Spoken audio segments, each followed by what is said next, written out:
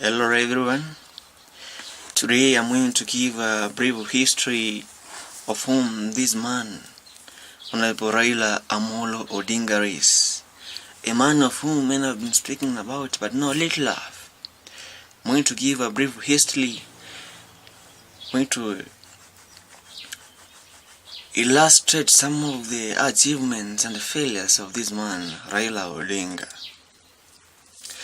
To begin with, Raila Odinga was born the 7th of January the year 1945 to Mary Ajuma Odinga and Jaramogi Oginga Odinga, the first Vice President of the Republic of Kenya under President Jomo Kenyatta.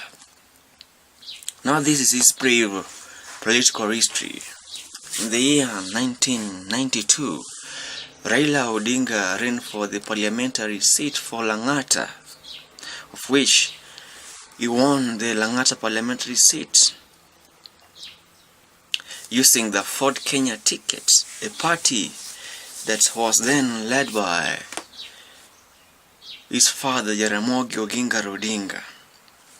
And of course, Ford, Forum for Restoration of Democracy, had split as it headed to that election, whereby we had Ford Kenya led by Jaramogi Oginga Odinga and Ford Asili that was led by Kenneth Matiba, a man of whom is regarded as the father of multi-party democracy.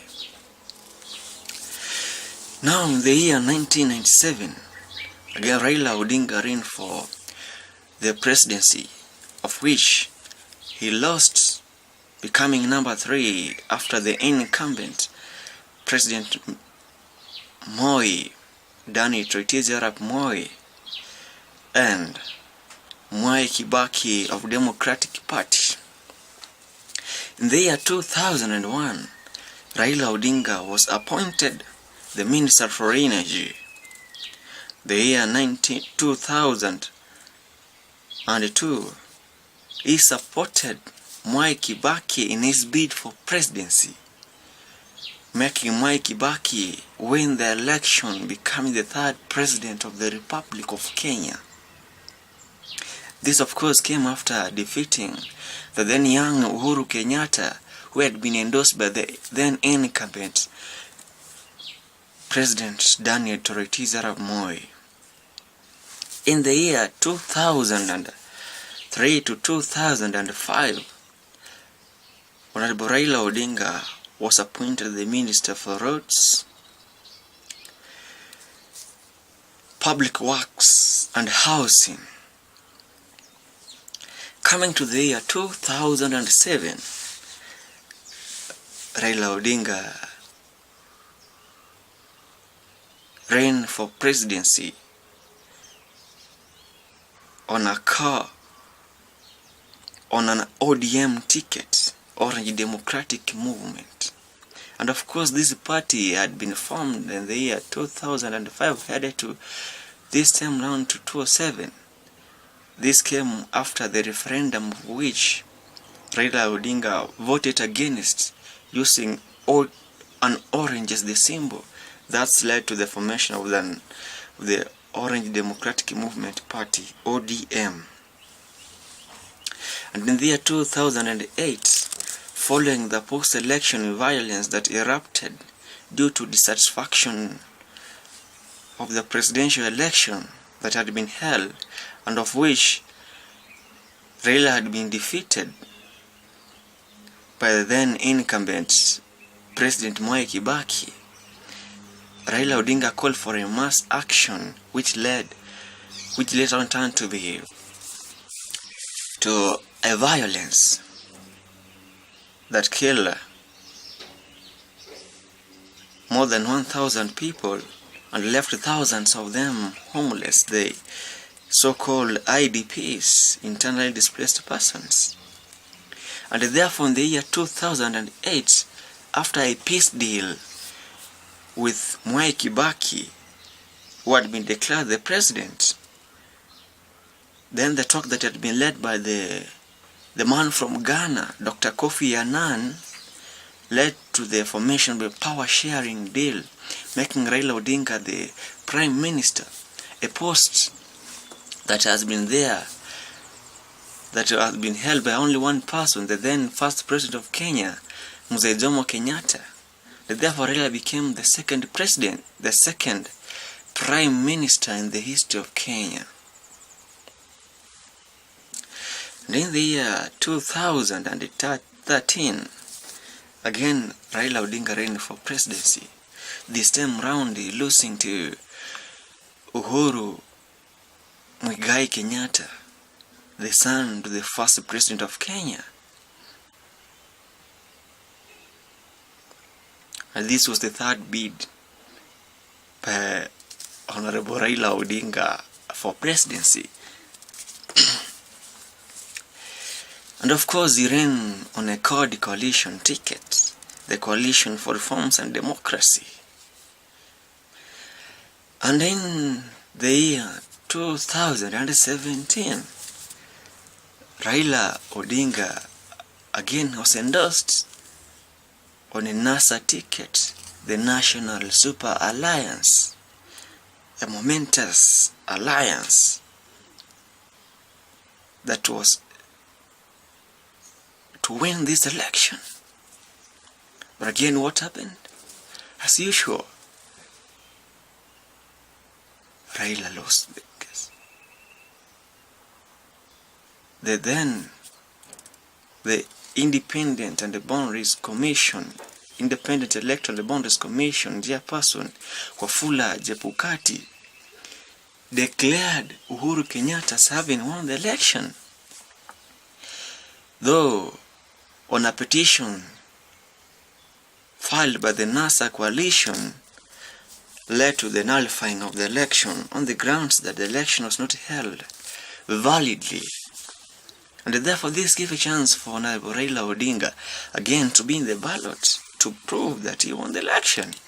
But this time around, again after winning the case that nullified the election, he declined to take part in the election. Of course, following the advice from his lawyers such as Senator James Agri Orengo and many others. The reason as to why he quit the race cited that the election was made with irregularities, and therefore the commission by then could not hold a fair election. It had been made. It had been compromised. And now the same round, Raila started calling for a people's assembly. He took the bills to the counties, which some counties passed them, not to recognize President Uhuru Kenyatta and his deputy William Samoei Ruto as not being the presidents. He further called for economic boycott, mentioning some companies that they aided in the rigging of the elections, that they have been aiding in compromising democracy, an economic boycott, which of course never lasted. Now, these are some of the achievements of Raila Odinga after being done with that history. Raila, having joined the Front for Restoration of Democracy, he joined hands with the likes of Kenneth Matiba in fighting for this multi-party democracy, of which was won. Several parties now taking part in the election, and not one party. And again, in the year 2005, Raila Odinga campaigned against the new constitution during the referendum that was held in the 2005, which was to give Kenya constitutional rebirth. But now, using the orange, they said no to the constitution, and therefore never passed the test. But coming to the year 2010, Again, there was a constitution, there was a referendum to give Kenya constitutional rebirth. Now this time round they joined hands with Mwai Kibaki, the then president, of which they voted for yes, to give Kenya a new constitution which Kenyans celebrate today. Now, and of course, if you go back to the year 1992, 1991, Raila, in the struggle for multi-party democracy, he had been arrested 1989, then he released released in 89, and then he flown the country, citing that there were plans to assassinate him that made him to stay in exile before coming to contest for the Lang'ata seat. Now, these are some of the failures of Honorable Raila Odinga, and these ones, not many historical records will tell you, no written documents are there to explain what I'm going to tell you. First, to begin with, this is the fall for Raila Odinga. In the year 1982, during the attempted coup d'etat against the President Moi's regime, which failed, is said to have been part. He financed the young man Ezekiah Ochuka, the senior private grade 1 commander, and Pancras Oteyo Okumu in the attempted coup that failed. These young men from the Air Force had planned to overthrow the government, but then their plan failed. And of course, this led to Raila being arrested, detained without trial for 6 years.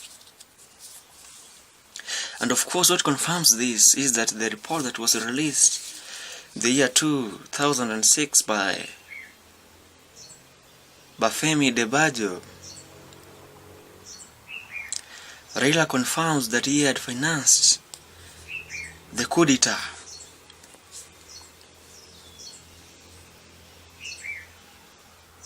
In the year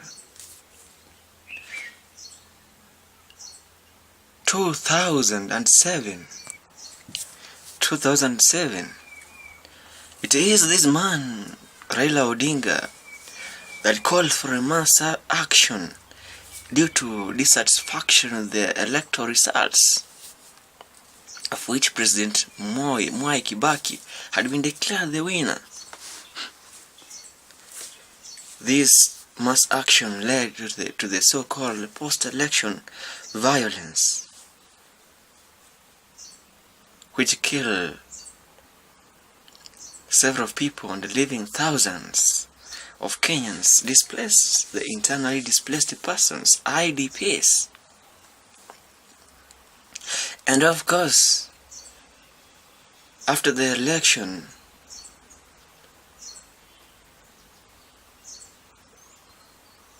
there was this list, the so-called Ocampo 6,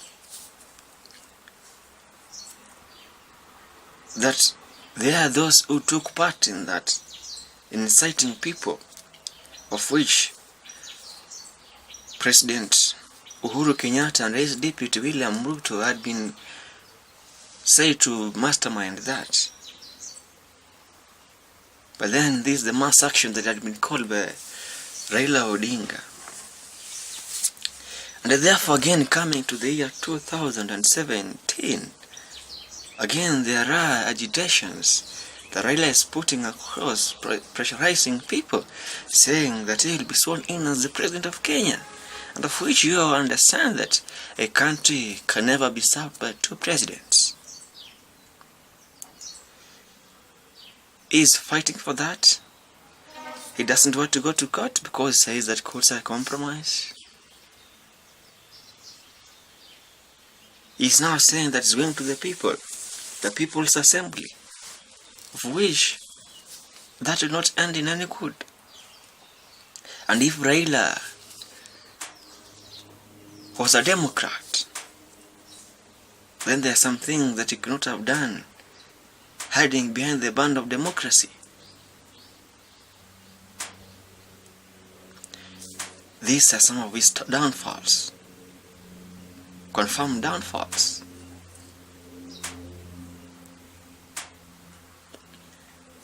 Raila could have left the stage at the right time. He could be a statesman, a man of respect, but not a man starting in a good way, but then at the end of it, destroying the reputation, the long bill. Man, Raila Odinga destroys his reputation at his old age. And now one may think that he might even call for a succession, which cannot materialize here in Kenya. That alone can lead to bloodshed. So you all know that behind democracy there is chaos. But that's the man, Raila Odinga, in brief. Thank you.